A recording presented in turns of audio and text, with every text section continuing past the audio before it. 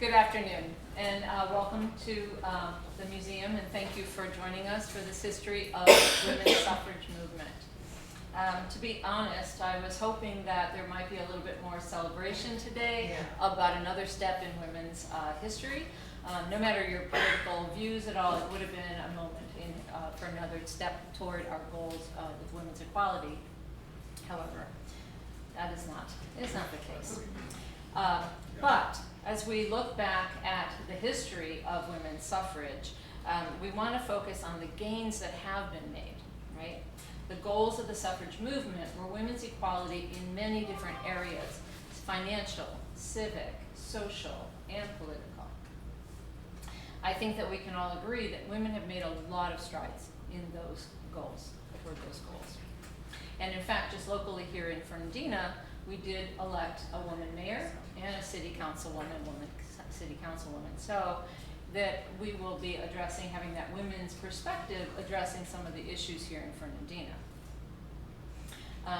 So as you'll see, when you're looking at history, one of the things that I think is valued in history is that you can see how far we've come when you face some of these disappointments, right? You can look back and say, you know, we've made a lot of gains, and the women of the suffrage movement, as you'll see, have faced a lot of disappointments on their goal to getting the women's right to vote. I really enjoyed researching this uniquely female journey and getting a deeper understanding of what it entailed. There's a wealth of information on the women's suffrage, particularly in the northern states.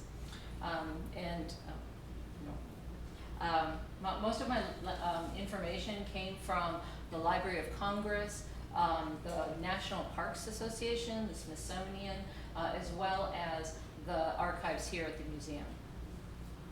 Southern suffragists, though, had a bit of a delay in getting involved in the movement.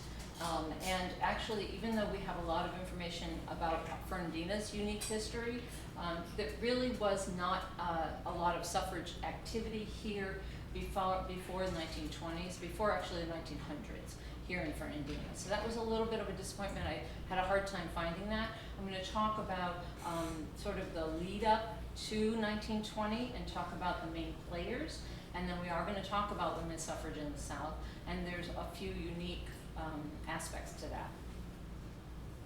On a personal note, my grandmother, as Isabel mentioned, my grandmother was a suffragist. Mary Kane McHenry was a suffragist that fought the fight in Pennsylvania in the early 1900s. She was 36 years old when she finally had the right to vote. And like a lot of women of her time, she was a force. She was always running off to this committee or that committee, usually heading those committees. She really believed that it took tenacity and perseverance to accomplish goals. And to that end, she did walk that walk. She also believed in women's education, and she encouraged all three of her daughters at that time in the 40s and 50s to attend and complete college education. She had an unwavering belief that if you were willing to work hard and you work long at your goals, that you could accomplish anything you wanted. In my research of women's suffrage, the women that I saw the same values in those women of the suffrage movement. They persisted on a long and difficult fight. Their belief in women's equality, their tenacity, but most importantly, their perseverance helped them to win out and accomplish that goal in 1920. As a result of that accomplishment, we were able to achieve other goals that they also wanted in this women's equal rights movement. They achieved the right to vote, but they had other goals that they really were pushing for. Even things for, like example, in women's clothing, wearing pants was not something that they did when they first started this movement. That was one of the social or fashion goals, I guess, of the suffrage movement, was the chance to wear what you wanted to wear, right? Something very simple. I'm going to show you a clip of go ahead and, go ahead. I've got it. I've got it. Okay. So in my research, upstate New York, you'll find, is was a very active part of this northern abolition and suffrage movement, and they kind of pair together, and I want to talk about that. But this was taken in Cooperstown this last fall, and Susan B. Anthony talked at this Presbyterian church in Cooperstown. I was all excited. I was on a walk with my friends, and I saw that, and I was like, "Whoa, wait a minute, stop! We have to talk about this." And I found out in my research that this area is just ripe for social reform.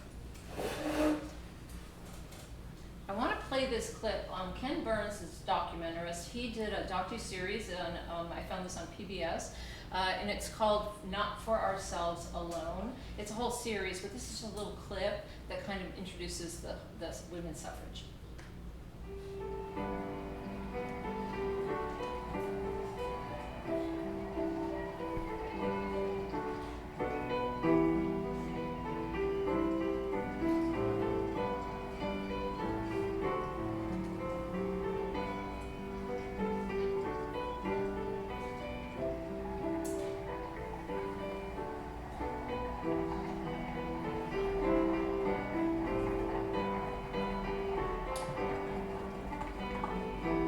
My mother was a suffragette.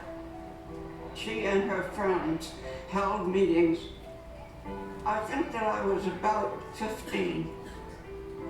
All the women that had been involved in it were marching up and down Beacon Hill, right to the bottom of Beacon Hill, with crowds looking at us. It was not the only march. I mean, women were marching all over.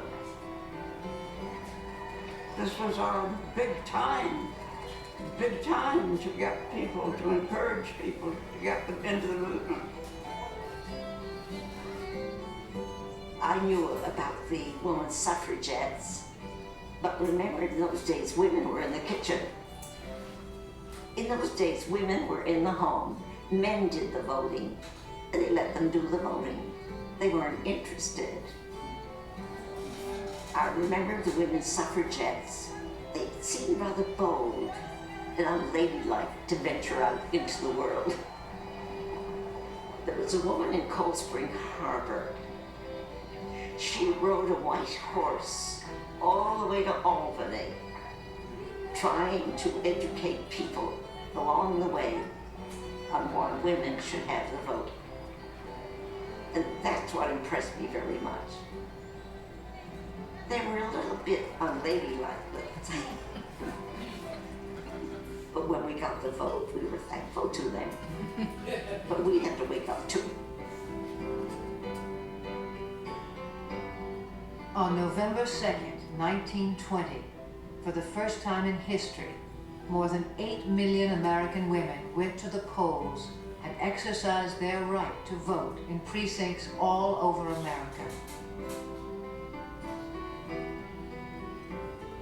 Thomas Jefferson had proclaimed equality the bedrock of American government, but it had taken 144 years for women finally to achieve full citizenship in the United States. And the two women who had fought longest for women's rights, Elizabeth Cady Stanton and Susan B. Anthony, had not lived long enough to cast a ballot themselves.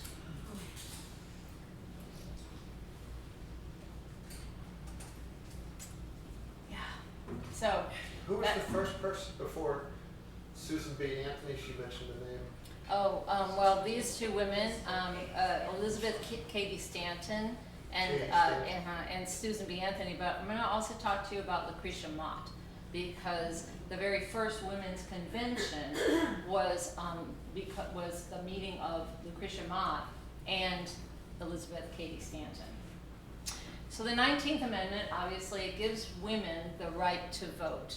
I wanted to show you the ratification. So what I learned in this process is that there were very many approaches over all of those years for these women to get the vote. But originally they wanted a federal amendment, which is what they ended up with. But in the meantime, they had to also change strategies. You know, that's what happens sometimes.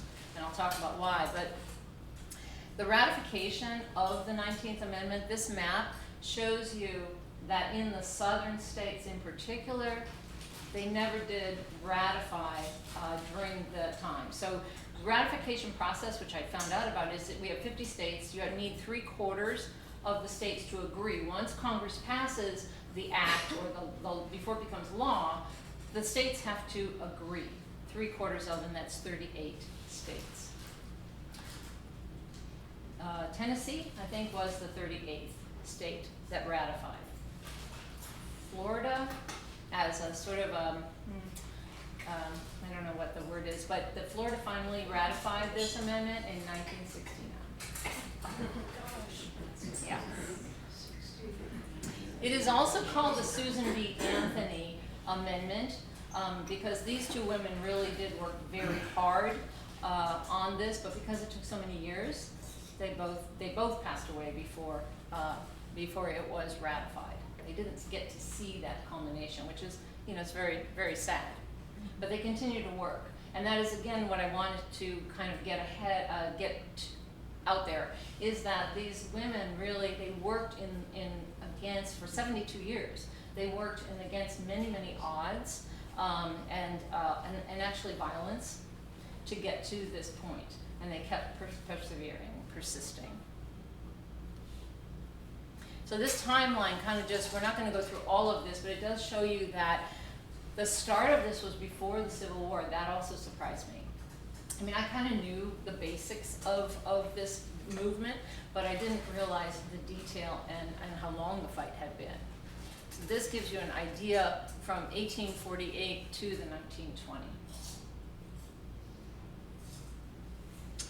The other thing that I learned in doing this research, which I guess shouldn't have surprised me, but it did, I just never really put it together, is the amount of interweaving between the abolitionist movement and the suffrage. I mean, really, the suffrage movement grew out of the movement to free the slaves. So Northerners were particularly, they were the ones that really started this abolition movement, and they were fighting for the slaves to be free. As the women abolitionists, they started to realize that during this fight, they were fighting for the enslaved people's rights. They actually were fighting for rights that they themselves did not really, they didn't have. They didn't enjoy those rights. And so they started to kind of realize, okay, we're still fighting for slaves' rights and their freedom, but we also need to start looking at what our rights are, and that bit of enslavement that women were also experiencing. So on the left is Lucretia Mott. Lucretia Mott was a Quaker, and something else I learned about Quakers, although I did know some folks in California that were part of the Friends Society, but even back in the early 1800s, the Quakers believed in universal equality. Therefore, they supported women's rights. They raised their girls to be just as equal as the boys. They also believed in higher education for all, boys and girls. And so a lot of these women that were involved in the abolition movement and then transferred over to suffrage, they were very highly educated. That was an important piece of this. So Lucretia Mott, she was raised in Massachusetts in a Quaker family. And she was sent to school, a Quaker school in New York for her education. She ended up being a teacher. And when she graduated, though, even though the Quakers looked at the genders with equality, when they graduated and became teachers, she noticed that the women teachers were only making about half the salary of the men teachers, right? Not surprising to us. But she said in the text that overlays the picture, I don't know if you can see it, it says, "The injustice was so apparent that I early resolved to claim for my sex all that an impartial creator had bestowed." Her partner there that was the other person that was involved in this early Seneca Falls Convention of 1848 was Elizabeth Cady Stanton. And she grew up in Dutchess County, New York. She actually grew up with money and privilege, and her family were slave owners. She was also well educated, but she was expected to follow the society dictates for a woman of her time. and she felt very restricted by this. She rebelled against this privileged upbringing by marrying a staunch abolitionist, anti-slavery guy, Harry Brewster Stanton. So the two of them met when they were basically not allowed to go to the London Anti-Slavery Society Convention. This was in 1840. And they came with their husbands, and they were asked to go up to the balcony and view, not participate in this abolition convention, which obviously upset them. So when they came back, they eventually got together, and in 1848 they ran this Seneca Falls Convention, and it was in a Wesleyan church chapel in Seneca Falls. Now Seneca Falls, if you're not familiar with that area, it's in upstate New York, kind of in the middle. I've got there. It's kind of in the middle of upstate New York, right? And what I also found when I was doing this was that this area was just ripe for this whole social reform. And a lot of it had to do with the different religious groups that were drawn there. Partly the more progressive people were drawn there during the Erie Canal building. So it was, again, something I learned. But back to these ladies. So when they got back and they started the Seneca Falls Convention, there were about 300 people that showed up at the Wesleyan Chapel in Seneca Falls. And most of them were women. There were about 40 men, including Frederick Douglass. Lucretia Mott was not really a proponent at the time for the right to vote. She wanted they wanted a lot of rights for women, but she was kind of like on the fence because it was a contentious, even in that group of women, so many women, 260 women to the 40 men, it was still a very kind of tenuous subject of giving women that much power. Katie Stanton had none of that. She was like, no, we really want the women's right to vote, because she knew that it would get her other powers, other rights that they wanted. And Frederick Douglass was actually the one who stood up and made the argument for, no, the right to vote is really important. We need to keep it in. So Katie Stanton wrote a Declaration of Sentiments, which was sort of based on, it was modeled on the Declaration of Independence. The Declaration of Independence says, the rights of men, not necessarily women. And so here she says, we hold these truths to be self-evident, that all men and women are created equal. This is a very small but very powerful change in that dialogue. All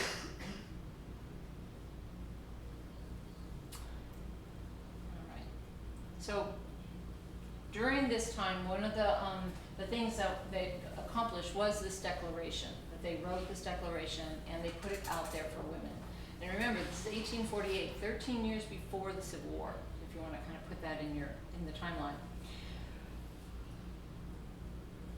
They advocated for equal rights, including the right to inherit or control property, the right to maintain children in case of divorce, the right to profitable employment, the right of education, and the right to vote. These are all rights that thankfully we take for granted today. So we can look at, again, those gains that we've made. These ladies did not have that at that time. A year after the convention, Elizabeth Cady Stanton met Susan B. Anthony at an abolition movement because she was also an abolitionist. Susan B. Anthony was also a Quaker, something else I didn't know. And she was raised, again, to believe in the equality of the sexes. She was also highly educated. She became involved in the anti-slavery movement when her family moved to a farm outside of Rochester, New York, again, in this upstate New York. She had a career as a teacher, but she returned to the farm to run the family farm in 1845. There she became acquainted with abolitionist Frederick Douglass. He and others were frequent guests of the family. She began speaking about abolition and prohibition. So this is another thing that kind of influences why women didn't get the vote. Keep in mind, they were most, because of the religious overview maybe, or the social, cultural mores of the time, they believed in prohibition. They were against alcohol, they believed in the temperance. So, you think about even like towns in Fernandina, I think all of us are familiar with the history of Fernandina. It's pretty much kind of a rowdy bar town, right? And that would be something that people, the men, would really not want the women's vote, because they didn't want prohibition when it was kind of on the edge of passing. Why would they want the women to have the vote when they knew how they felt about that? So it's something else to kind of keep in mind. But Susan B. Anthony went to her first women's rights convention in 1852. And then she vowed that then from then on she had spent her life, or she dedicated the rest of her life, to women's civil, financial, and political rights, including the right to vote. So in my research of this area in upstate New York, I found a connection between the Wesleyan Church and the Wesleyan Church, just as an aside, the Wesleyan Church was kind of a very progressive group of, they had broken away from the Methodist Episcopal Church, and on the basis of slavery. They believed that John Wesley, who started that religion, he was an anti-slavery guy, but because slavery was pervasive, there were people that belonged to the Wesleyan church that had slaves and believed in slavery. So this group broke away. They were called the Wesleyan Connection, and they broke away. And interestingly, two brothers from Syracuse, were the Charles and Montgomery Merrick, belonged to the Wesleyan the Wesleyan Church, sorry. And actually in Syracuse, they actually brought this new Wesleyan Connection group to the Syracuse area. They had a friend that was, I don't have him right here, I think he's in the back. Yeah. The guy there across from Frederick Douglass, his name is Reverend Samuel Joseph May. And he was actually the uncle of Louisa May Alcott, who wrote Little Women. So just again, another overlay of that area. But he was a Unitarian minister, and he was a strong abolitionist. And also, he was a strong women's rights advocate. The Merrick brothers also knew Susan B. Anthony. They had invited her to talk about abolition in Syracuse. At their home. When she came, she also talked about women's rights. She says, she ridiculed the idea that women owe any allegiance to men, demanding for her sex, all the rights enjoyed by men, even to the ballot box, which in those days of the mid-1800s was quite radical thinking. I grew up in Buffalo, New York, which is very close to this area, and I grew up in the 1960s, and I thought that was a pretty radical time in our history, but it didn't hold a candle to the women of this time, honestly. So the Merrick brothers, they had two sisters. Now they were 17 and 20 years old when their sister Emma was born. Chloe came after that, 3 years after that. Chloe Merrick, a name that maybe some of you recognize. So these two women grew up in this home that was a lot of abolition activity. Their home was actually one of the stops on the Underground Railroad. And so, and also with Susan B. Anthony coming and talking, and they grew up with this idea of universal equality of the sexes. They also grew up highly educated. They both became teachers, and they taught in the Syracuse area. Ansel Eddie Kinney, he married Emma when she was 20 years old. And then when he got into this family, this very strong abolitionist family, and all of their activities, there was too much to go into for our topic today, but they were very active, radically active in that area. He started to get more active in this area. Now, he was an educator, but when he married into the Merrick family, he became one of these characters and these actors in this abolitionist movement. So he eventually joined the Freedmen's Bureau, which now we have this connection between the sister-in-law, Chloe Merrick, and her brother-in-law, Ansel Eddie Kinney, I think is how you say his name, and Fernandina, right? So many of you know the story and the name, Chloe Merrick Reed. She came to Fernandina most likely at the request of their family friend, the Reverend May, because he was asked by Edwin Stanton, who was the Secretary of War, to help out here in Fernandina with the number of black families that had been moved here. The runaway slaves have always had a safe haven here in Fernandina, right? We know that history. But during the Civil War, they came in larger numbers. And then many of the men joined the fight in the Union Army, leaving their children and family here without any real, anyone really to take care of them, any way for them to take care of themselves. So Reverend May put out a call, and Chloe Merrick answered that call, and she and Cornelia Smith came to Fernandina. They opened a school for the children. It was in the Episcopal Church here in Fernandina. And then as they went around and they got out to see what the living conditions were, and they saw that a lot of these children were orphaned and they were living in very impoverished conditions, she also opened an orphanage in the abandoned home of General Joseph Finnegan. He was a Confederate soldier and of course was not in his home at the time, didn't pay taxes for a few years, and she, along with Reverend May and Harrison Reed, they kind of put together their heads that if you pay the back taxes for a couple $100, I think, she was able to get Joseph Finnegan's home and open the orphanage. He eventually got it back.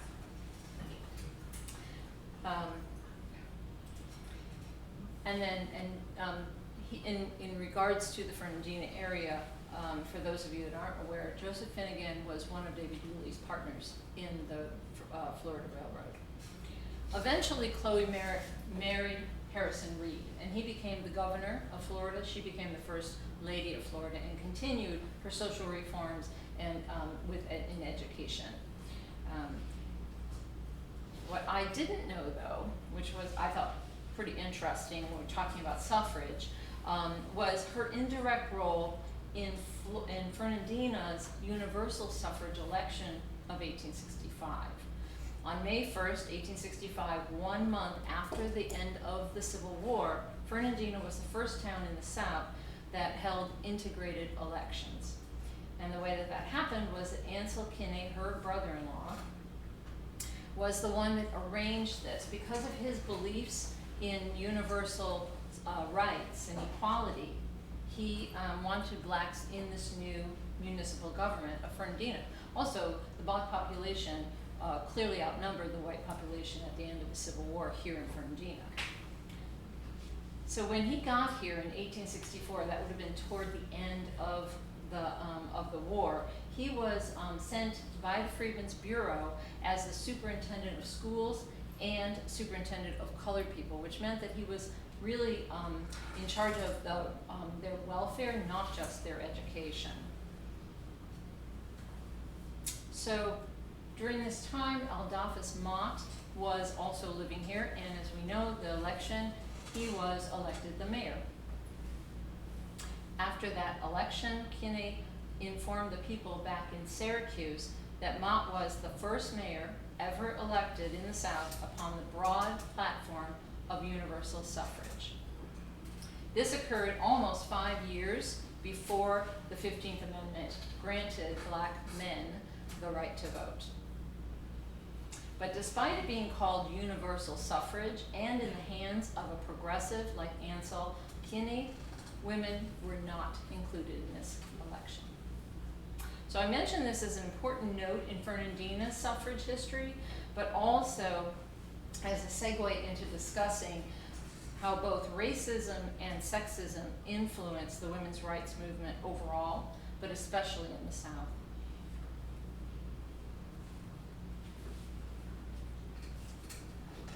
There's Mr. Mott. So during Reconstruction, there were 3 amendments that were written.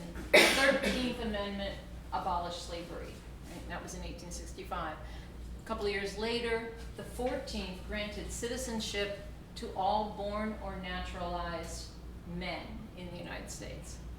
The 15th, voting rights cannot be denied on basis of race, color, or previous enslavement, but unfortunately, it could be denied on the basis of sex. Before the passage of the 14th and the 15th Amendments, the women's suffrage advocates were pushing the government for these rights to be all-inclusive of all Americans, blacks as well as whites, but women as well as men. They wanted Congress to grant citizenship and voting rights to the women. When Congress passed the 14th and especially the 15th Amendment, it was obvious to the women of the suffrage movement that they were not going to be promised this equal footing to men. So Elizabeth Cady Stanton and Susan B. Anthony were against both of these amendments. And Lucy Stone, who was the first, so I call this my alphabet soup. So the first suffrage, the original suffrage association was the American Women Suffrage Association, and it was started by Lucy Stone back in the beginning of the suffrage movement. The next group was the, let me read it because I always forget this, the National Women's Suffrage Association, and that was the one that broke away from the original group because of this, the 14th and the 15th Amendment. They wanted it to be for all Americans. They wanted women to be included, and because they weren't, there was a rift with the other suffragists. Because again, it started as an abolition movement, and so Lucy Stone and her group, they were okay. They weren't thrilled that women were not included, but they were okay with that. They said, well, you know, let's take that win, and then we'll push on for women's suffrage. And Cady Stanton especially, and Susan B. Anthony, said no. So they broke away. They started the National Women's Suffrage Association, and that was in '69. In 1890, there was a push to come together and to merge, and that had to do with the fact that they were just floundering. There were not successes during that time in getting the vote for women. So this picture at the bottom is Carrie Chapman Catt. She took over after Susan B. Anthony aged out. This group here is the National American Women's Suffrage Association. And Catt is really responsible for pushing this group forward during the 1900s up to 1920 and getting the 19th Amendment passed. She and actually Alice Paul, which we'll talk about in a minute. But she became the president of this group when Susan B. Anthony had to step down because of age. Yeah? Is that a telephone in the middle there at the bottom? Yes, that is a telephone. Can you tell us anything about that? You know, I don't know. I was looking at the information. I'm trying to get a picture that was going to be clear of her because there's, you know, a lot of these older pictures are tough to put up on a screen. So no, I don't know when the telephone, does anybody know when the telephone came in? I don't know. I'm not sure. But she lived in the city, so she would have had access when it was available. Not in Fernandina for sure. Yeah. So the National Women's Party. This is also extremely important because during this time when they had split off, Cady Stanton and Susan B. Anthony, they realized, well, we're not going to get a federal amendment out of Congress. And so they started a state-by-state approach. And they got a handful, especially initially, they got a handful of states. Wyoming, and I don't know if anybody here is from Wyoming, I was very impressed. Wyoming was the first state to grant women the right to vote. Now, this wouldn't have been in federal elections, so it would have been in state elections and local elections. But there were a number of states in the West that did grant the women the right to vote. However, it wasn't all of them, and it was none of them in the South. Okay. So, let me make sure I'm in my right place here. So eventually, they realized that they had to go back to the approach of trying to get a federal amendment out of Congress. Alice Paul, who is the woman up in the, on the left corner, she was another Quaker, so you can really see that overlay of the Quaker values on this fight. She advocated for a federal amendment, and she was a very strong force, along with Carrie Chapman Catt, in getting this last push through for the national amendment. She was a daughter of a suffragist, and so she would go to suffrage meetings. She grew up going to suffrage meetings with her mother. She was also highly educated, and part of that was in England. So I learned that the term suffragist, which was used a lot here in the United States, the term in England at the time, especially because they had a little bit more radical way of approaching this, a little bit more militant, and that's where the term suffragette came from. That's where it was used. She saw those more militant actions when she was in England. And she was there for education, but she got an education. When she came back to the United States, she came back to do her PhD in social work, and which she did achieve in 1912, and her dissertation was on women's legal status. She had originally joined Katie Stanton and Susan B. Anthony's group, the National American Women's Suffrage group, but she felt as she got more into this, she realized that it was just too conservative, right? She's younger, right? She's younger. She advocates for a radical approach to achieving women's rights.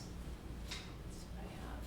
So down in the bottom here, that is a picture of the Silent Sentinels, or the Sentinels of Liberty. These were women that would picket the White House. So this has never been done before. The women's groups were not into this kind of militant action. They were trying to win people over, doing a lot of talks and a lot of church group kinds of things, you know, but not this kind of action. So she was the first one to really bring this to the United States. They were doing that, of course, in an effort to make increase the awareness of women's rights and the demand for the vote. The picture up here, the larger picture, that is the women's suffrage procession of 1913. And that was in Washington, D.C. During the inaugural parade of Woodrow Wilson. They had been approaching him as groups. The women were trying to get in and talk to him and say, when is it time for women finally to have the vote? This is 1913. A lot of things had changed, socially, and there were more urban areas that were, the industry was increasing, there were jobs, there were some women that were working in these jobs. And they were saying, it's about time we have an equal rights and an equal vote. This march turned ugly. The police didn't do anything they just sort of stepped back and let the crowd sort of attack the women. Even though it was not the goal that Paul had set out, it was not a success in that way, it did increase sympathy for the women and for the women's vote. And it also enabled them to move forward with the constitutional amendment.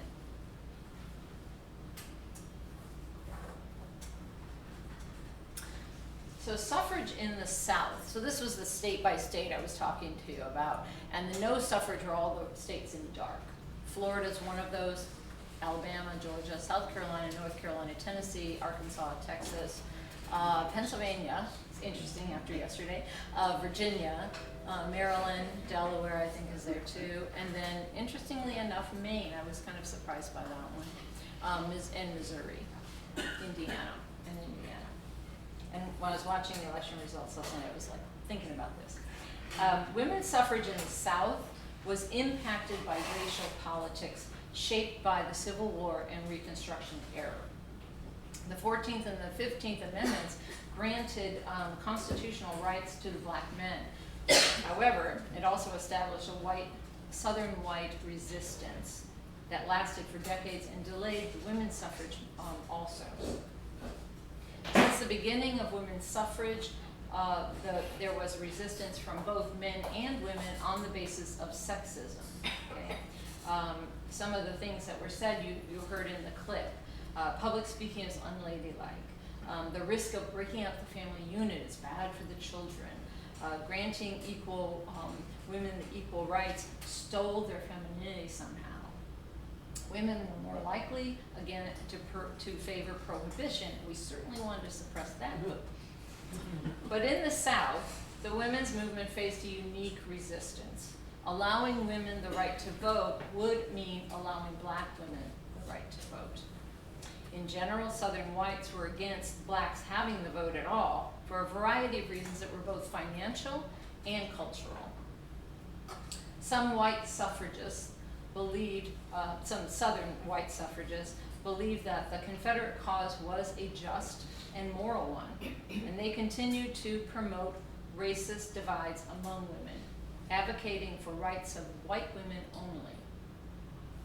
Their lack of support for black women added to their acceptance of the Jim Crow laws that were prevalent in the South. This racial divide compromised the efforts and the success of the overall suffrage movement. Southern women didn't join the suffrage movement until the 1900s in general.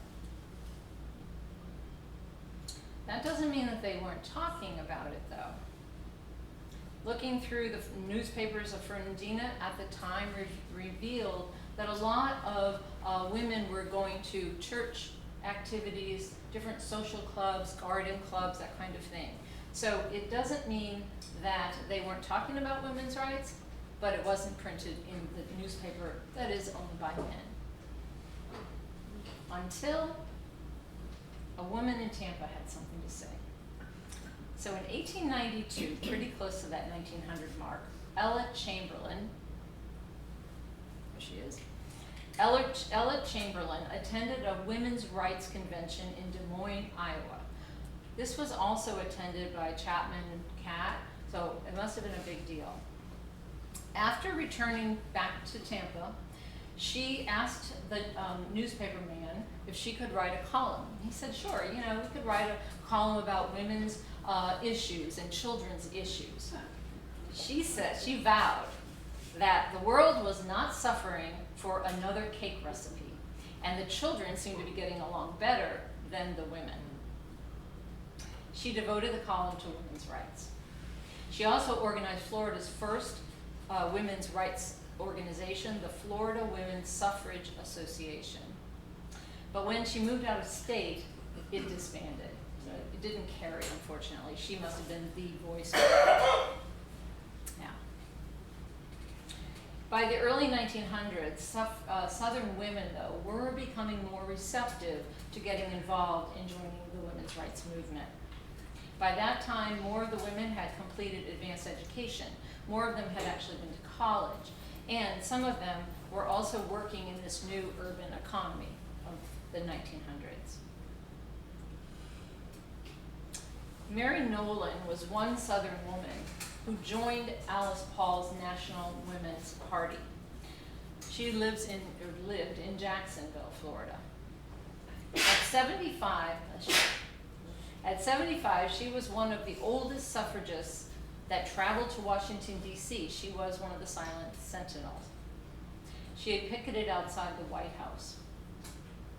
She, along with 30 others, were arrested, and she was jailed for 6 days because of this. So it was not legal for these women to picket, which is interesting when you look at the First Amendment. They experienced, while they were jailed, there was a thing called the Night of Terror, and they experienced violent acts from the jailers. Nolan wrote about her experience after that in the suffragist newspaper. And the whole group, later on, the whole group traveled around the country talking about their experience. Again, it was a way to get sympathy for their cause. Another woman who lived here in Fernandina, she also joined Alice Paul's National Women's Party. Her name is Estelle Sibley Rogers. She was Florida's first female licensed embalmer. And her funeral home was on North 5th Street here in Fernandina. She also owned a home on Atlantic Avenue next to the old schoolhouse. She was a successful business person and obviously a very strong, forceful woman because, as I found out on Friday, she actually had to petition the government to give her the license. She eventually sold her business to Mr. Oxley. Oxley and Hurd continues business in Fernandina today.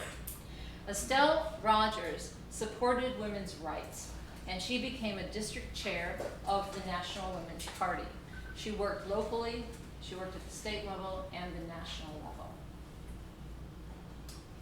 During this racial divide, black women realized that they could not count on white women to support them, and they were forced to start their own groups.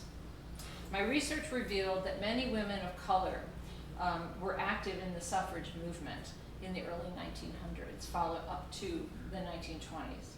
Black, Hispanic, Asian, and Native Americans participated in this fight for equality. One of the strongest voices here in Florida was Mary McLeod Bethune. Mary McLeod was born in South Carolina 10 years after the Civil War to former slaves. She took advantage of the education that was offered to African Americans at the time following the war, and she became an educator in South Carolina. She eventually married a man by the name of Albertus Bethune, and they moved to Palatka, Florida, where she sold insurance and worked for the Presbyterian Church.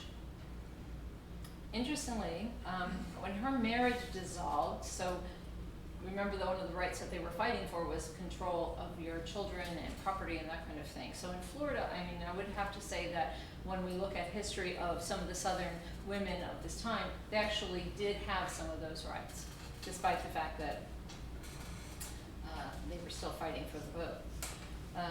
So she, when her marriage dissolved, she did have a son, and so in order to support she and her son, she opened a boarding school. That later became, when she merged in 1929 with the Cookman College, it became the Bethune-Cookman College in Daytona Beach, Florida. Very interesting if you look at all of her credits over there. She was, I don't know how she slept really. She was active in the fight for racial and gender equality. And in 1924, 4 years after the ratification of the vote, she became president of the National Association of Colored Women's Clubs. And in 1935, she founded the National Council of Negro Women. Through her work, she befriended Eleanor Roosevelt, and in 1936, Franklin Delano Roosevelt named her the Director of Negro Affairs of the National Youth Administration, making her the highest ranking woman in the US government and the leader of FDR's Black Cabinet. Something else I learned, I didn't know that there was one. Due to her high standing, she became the president of the NAACP, the National for the Association of the Advancement of Colored People, in 1940. So during the ratification of the 19th Amendment, black women had to continue to fight for the vote. Despite the fact that the vote was granted to women, they were women, but with other racial minorities and black men, they had to fight for their right to vote. And that had to do with suppression of the vote, different things that we know about during that time. It was not until 1965, Voting Rights Act, then when that was passed, it prohibited racial discrimination in voting.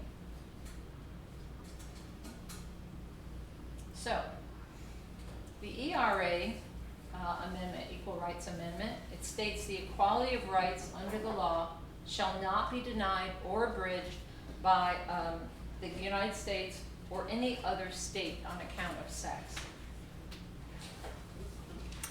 Equal Rights Amendment was proposed, introduced by Alice Paul in 1923. It failed. It was brought up again in 1972. It failed. After 10 years, normally that kind of the ban or the act, the law proposal gets timed out. I guess they give you 10 years to collect It was passed. Congress said, okay, in '72, okay, we'll do it, but it needs to be ratified by 38 states. After 10 years, they only had 35. So Congress, fortunately, extended. They just said there's no time limit. So we're still kind of waiting for those extra 3 states. So I'm going to end with a reflection on how far women have come. We have rights and freedoms that my grandmother only dreamed of. Makes me emotional. But there is still a lot of work to do in achieving women's true equality in this country. During the 1940s, the ERA faced resistance from the labor movement because of equal pay for equal work. And again, women faced sexism at that time because the men thought it was a threat, granting equal rights completely, and didn't.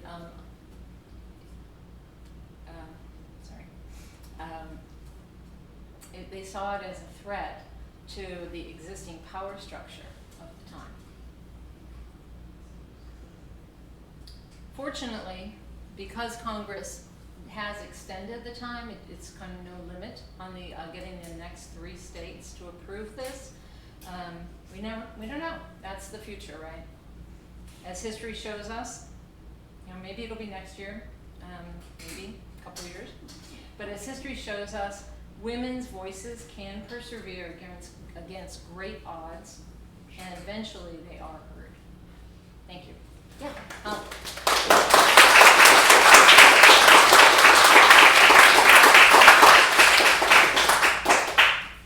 Yes. So do you have a map of which states have ratified it so far? I didn't. I was looking at this later, and I was going to have. Let me see if I put it in my notes. No, I didn't put it in my notes. You can look it up though, but Florida is it definitely did not. I believe it's Missouri, Florida, Georgia, South Carolina, North Carolina. I'm pretty sure, but I would look it up. I'm sorry, I don't have the information. The other thing I'm wondering is during World War I, which would have been leading up to 1920, Yeah. a lot of women had to be, take the place of men as they were going off to war. So I'm Yes. wondering how much of an influence that was in getting that vote passed. I think that was a big impact. It did actually delay the amendment though for a year because of that. But there was still that power struggle and that fear about women having too much power. So getting out there and working, I don't know if you remember, but then when the men came back, a lot of men didn't want their wives out there. A lot of women had to give that up, and that propelled them to work harder though, because some of them didn't want to give that up, right? Yeah. Yes. So I just looked it up, and this is from congress.gov, so this is a pretty, this is a credible source. Yes. The 15 states whose legislatures did not ratify the Equal Rights Amendment by the 1982 deadline are, and this is in alphabetical order, Alabama, Arizona, Arkansas, Florida, Georgia, Illinois, Louisiana, Mississippi, Missouri, Nevada, North Carolina, Oklahoma, South Carolina, Utah, and Virginia. Thank you. Thank you for that. Yeah. And actually there was, when I was doing the reading, there's also 5 states that have rescinded their ratification. But they said that it's actually a part, there's like a debate right now that it is actually a part of the Constitution, but it hasn't been put down, and there's some kind of paperwork legality, so I'm really not sure about that, but they don't have the vote, so I don't know. Yes? Julia Ward Howe, who wrote the words to the Battle Hymn of the Republic and went on to establish Mother's Day, which was sort of a global anti-war movement in the Right. beginning. How does she fit in? Did she fall away on the subject of suffrage? There was a lot of names, and there are a lot of women that that we could talk about, but in an hour talk, I had to leave some out. Yeah. And I don't know that much about her. I know, Where is when I she? read, it seemed like the movements that she started, which was like a global anti-war thing, Mm-hmm. went off into the suffragette aspect. Okay. Growing up in the 60s, Mm-hmm. you and I dealt with the scourge of the draft. Does Yes. sexual equality imply women should be drafted? Yes, and that was actually one of the arguments for the Equal Rights Amendment not to pass. They didn't want to put women, delicate women in that situation. My sister is a major in the Air Force, and she's retired now. She's not so delicate. So. Just saying. Anybody else? Okay, thank you very much. Thank you.